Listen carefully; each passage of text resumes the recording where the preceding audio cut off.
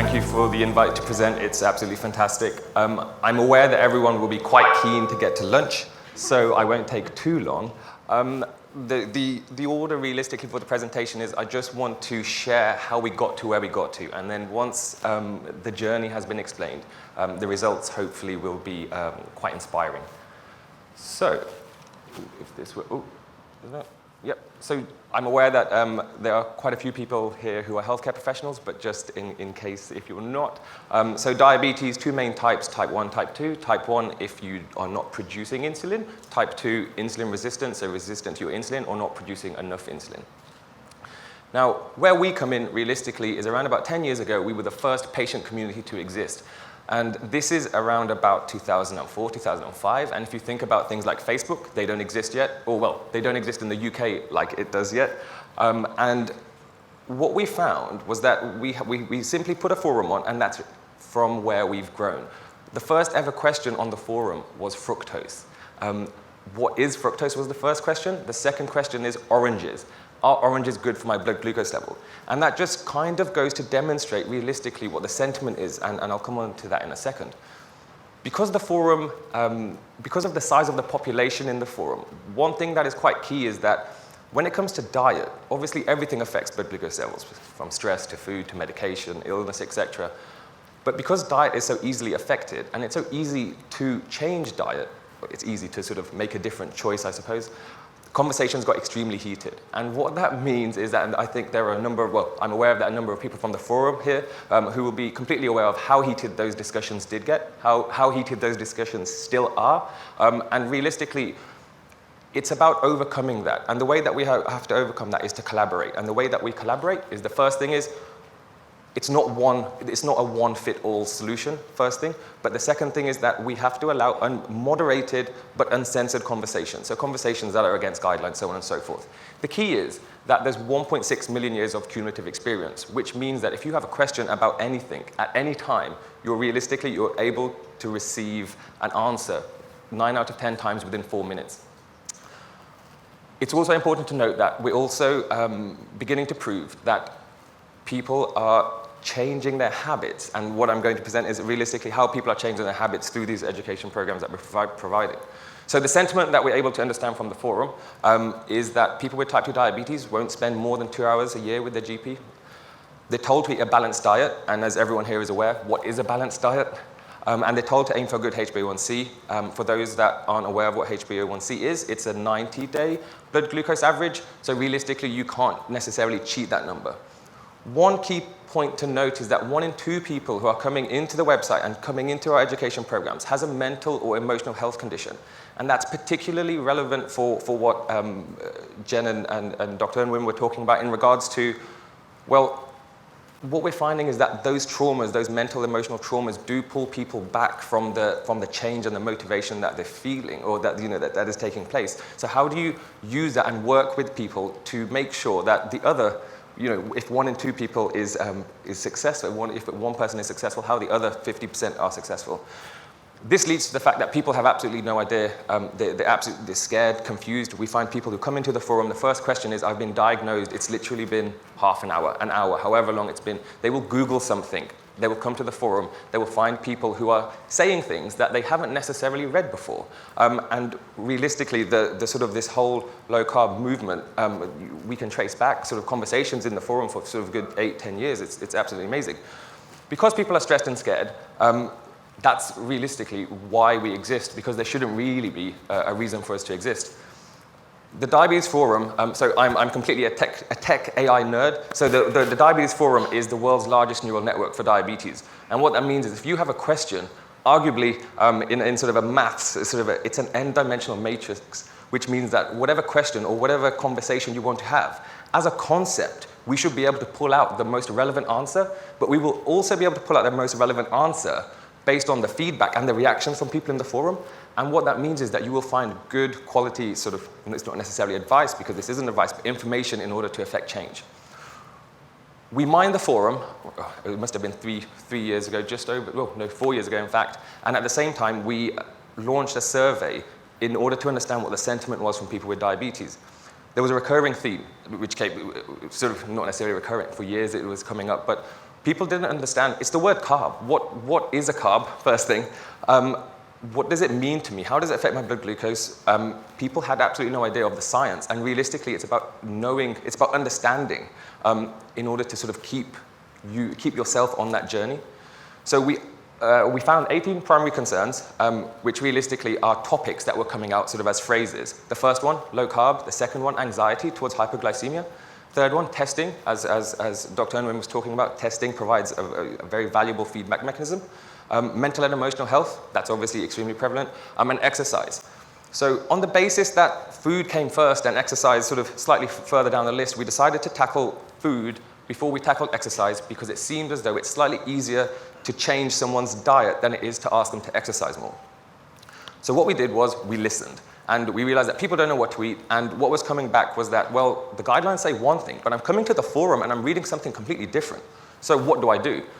And at that time, we were sort of extremely tentative in sort of how do we move this forward? How do we understand what needs to, what information is required sort of in the public domain? So in this last 3 days of 2012, we were finalizing the cookbook and we launched it on January the 1st, 2013. What was amazing was that in the space of 3 days, we had 30,000 downloads. And it crashed our servers. At that time, we didn't have the infrastructure to support it. But what was amazing was that 9 out of 10 people that were coming in for this information had type 2 diabetes, which made us think, which is a complete contrast to our site demographic, which is about 50 to 60% people with type 2 diabetes. And what was interesting, for the first time, we were seeing people with pre-diabetes come in and actively want something to influence a change.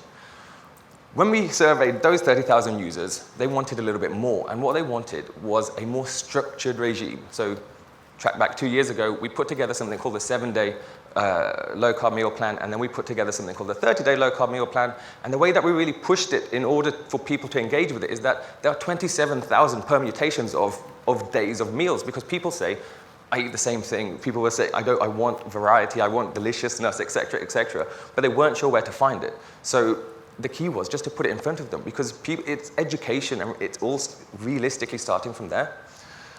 So with the feedback from the meal plans came the fact that they wanted more structured guidance. So people were seeing fantastic changes. So some of the anecdotal information that's on the forum, the pictures, the testimonials that we get sent are just amazing. But people are seeing change, but then wondering, well, what's affecting that change? What is the science? And that's where the low-carb program realistically started. So Dr. Unwin's research, it completely inspired everything that we have done. It's supported by the forum. What's really interesting is the fact that 1 in 5 people in the diabetes forum engages or takes part in a conversation about low carb. And as a topic, it's even bigger than blood glucose. It's the biggest topic within the forum. The program was developed with the feedback of 20,000 people with type 2 diabetes, extremely, extremely crucial, because it's about motivating change. How do we get you on this journey? Realistically, or as a demographic, the people that are coming in are eating 350 to 400 grams of carbohydrates at least a day. As anecdotes, people are coming in sort of eating 10 to 12 chocolate bars a day. Obviously, influencing change is possible, but what is the reason for people to be doing this in the first place?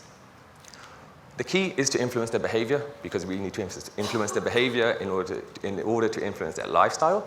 And it's about how do you keep that engagement? How do you hold someone's hand all of the way through? Just like if you were in an offline setting, you may have a group where people would be talking amongst each other, and there'd be a lead sort of holding your hand through your journey. Realistically, the advantage that we have with this is that it's engaged, which means that if you have a question, if you're not sure what to eat at 12 o'clock, you can ask someone, and someone will give you a piece of information that you can use, which you can't necessarily get in an offline practice. The objective of the program, obviously, is to reduce HbA1c, but the key is, well, how do you actually influence change? Especially from a digital concept, something that you're logging into, something that you're using on your phone. How does that change you offline? How does that change me? How does that influence my psychology? How does that influence my behavior? And the key is, as was said before, it's realistically understanding what your motivation is. What's your goal? The low-carb program, the way it's structured is that we engage with your goal. So the key is, if you want to lose weight, if you want to reduce your medication dependency, if you want to influence your family's eating, there are so many goals that people come in with. It's not necessarily, I just want to lose weight. And we were really, really quite sort of surprised by the range of goals that people came in with. So we start with goals. What's your goal? Then it's the contents. And the contents, it's a 10-week program that is completely free and realistically starts. The first week is please speak to your doctor because we want to engage healthcare professionals in this. And that's completely key. The second week goes on to discuss the basics of, well, what are carbs? And then we progress. So third week, fourth week, fifth week, we talk about things like snacks, takeaways. We talk about going further. People are really, really keen to have a number. They say, tell me the grams of carbohydrates I should eat in a day. That's all I want to know, and that's all I want to stick to. But it's not about that. It's not about being told what to do. It's about your experience, because if you experience it, it becomes, as has been mentioned, extremely infectious. And that viral nature of it does, and we're seeing, and what we'll demonstrate, is affecting families quite substantially.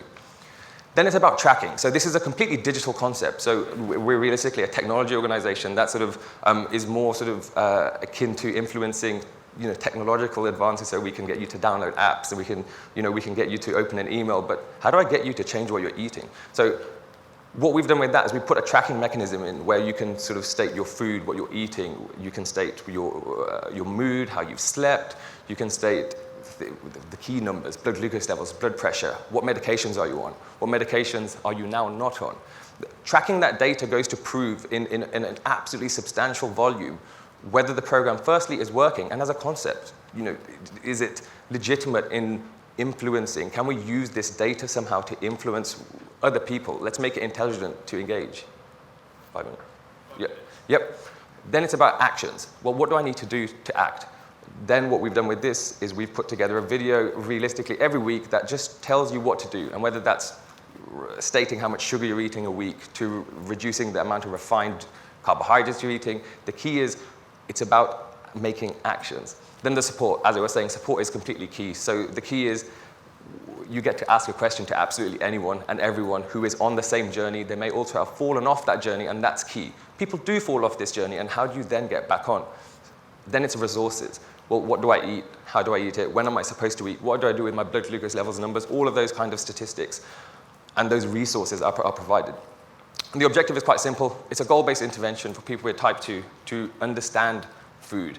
And although it's about losing weight, obviously it's not for everyone. So this, I'm extremely excited, and this is the first time we have shared publicly our raw data stats. And so when people come in, we have an evaluation at the time equals 0, so the time that they take the program. We have an evaluation at time is equal to 70 days rather, which is 10 weeks later. And then we have an evaluation at 6 months, and that's as far as we can get because we've only been in, this program has only existed since November the 14th. So the goals that we were seeing, what was really interesting, people didn't want to lose weight. They wanted to come off medication first and foremost. 43% wanted to come off medication. Then it was losing weight. But then it was about healthy eating for the family. So it wasn't just about me. It was about my kids. It was about my wife. It was about my husband. It wasn't necessarily just about you. The weight when people were coming in was 14.5 stone. 94% of people who were coming in wanted to lose weight, and we asked that as a sort of secondary metric. The average waist size, 39 inches. HbA1c, 7% or 53 millimoles. The tiredness between meals, 79%. Energy level, 6% of people, when they were coming in, said they had high energy, which realistically for us was such a small number. 7 out of 10 people were taking at least one diabetes medication, and on average, people were taking, I think, 1.6. And if you add in then blood pressure medication, cholesterol medication, this becomes quite inflated. And 17% of people said it was easy to manage changes in their diet. Fast forward 10 weeks, people have now lost over a stone. So the weight has gone from 92 kilos to 85 kilos, which is quite substantial. 91% of people have lost weight. So 95% of people at the start wanted to lose weight, and 9 out of 10 managed to do so. 10% of people actually lost more than 20 pounds, which when you see the case studies in the next slide, looks absolutely fantastic. The waist size has dropped, HbA1c has dropped, tiredness between meals has become 0. Which in the size of the population study that we have for this is in the sort of 6,000-7,000 is quite substantial and seems to hold. And what we found was exercise by 10 weeks' time hadn't really been influenced, but the number of people that have been taking a medication has begun to reduce. However, at 6 months, it's so much more exciting. It's almost a 2-stone weight loss. There is almost 10% loss from your waist. HbA1c has come down from 7.1 when they come in, or 7.2 rather, to 6.1 when they leave 6 months later. What was interesting is that even though people finish the course and they're not tired between meals, 6 months later they are tired. And although it's far smaller in terms of a demographic, 43%, but we realized there that actually it's not just about seeing people after those 10 weeks, it's about holding their hand through the whole journey. But what was really interesting, and I think there was a question on exercise earlier, 6 months after the program, people are actually taking part in activity for 7 minutes longer than they were previously. So there are benefits over and above just the losing weight and in other areas that can be affected. What was really interesting is that people want a number of carbs to eat on a daily basis. And when we were going through the data, what we found was that people after 6 months are losing weight and are comfortable with it. And it's about finding what's right for you. And what seems to be right for me or for others is we're finding that people are eating around 107 grams of carbs. As I said, this is raw data, but I just wanted to share because I think for everyone it'd be quite interesting.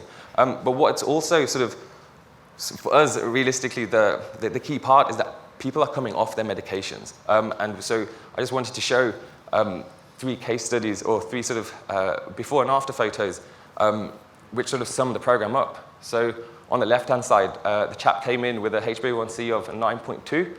After 3 months, after 3 months went down to 55, but then after 6 months has essentially halved his HbA1c.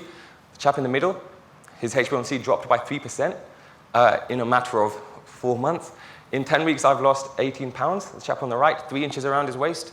And what's really interesting is that men have come in and wanted a number, but what we're finding is that as soon as they start the journey, they're completely engaged, and they want to help other people. So just to wrap up, the low carb program, realistically why I'm here is because it's the biggest population study that we can perform in low carb. We have a tremendous amount of data. We can demonstrate changes in all sorts, medication dependency. It's just so exciting. What we want to be able to do is now extend this past 10 weeks to be able to hold people's hand, because it's these mental and emotional health concerns. It's about making sure you keep that motivation, because what we understand from the data that we have is that if you're motivated, you're going to continue. And the key is that you want to share that motivation, because sharing that motivation actually increases your propensity to act. But then it's those emotional health concerns. So what do you do for people who go back into traumas and come off the wagon? So realistically, and this is my final slide, I'm sure everyone is hungry, the low carb program is effective. It's low cost, it's scalable. Digital interventions, I think 1 in 10 people turn up to an offline intervention, whereas realistically online, we've managed to sort of have 125,000 people in 6 months. Looking at the data will give us great intelligence, and realistically what we would like to be able to do is use this data to be able to demonstrate change and in order to influence change. Because you can ignore 125 people who are knocking on your door, but you can't ignore 125,000 people, especially when they're getting the same results. So there has to be something that's right. And the final piece is really realistically translating it and localizing it. So what do vegetarians do? So I have South Asian origin. What do vegetarians do? And what do you do if you don't eat meat? So there was a really interesting sort of question that you're answering. But what's really difficult is that with the South Indian community, firstly, sort of affecting that change, but then they don't want to change those foods. And then because they don't eat meat and because that ethical standpoint is so grounded within those communities, what do you do? So it's easy for me, but for example, my grandmother won't give up rice, for example, because she has no idea what else to eat and doesn't like the concept of cauliflower. And so what we're finding is that it's not just her who's saying that. And then finally,